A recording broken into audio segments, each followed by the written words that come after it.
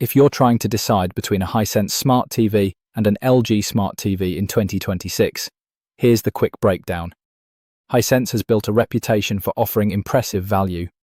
You usually get a bigger screen, brighter display, and premium features like mini LED or high refresh rates at a much lower price. If you're on a budget but still want a great-looking TV for movies, sports, or gaming, Hisense is hard to ignore. LG, on the other hand, continues to lead when it comes to overall picture quality, especially with its OLED models. The colors are stunning, the blacks are incredibly deep, and the WebOS smart platform is smooth and easy to use.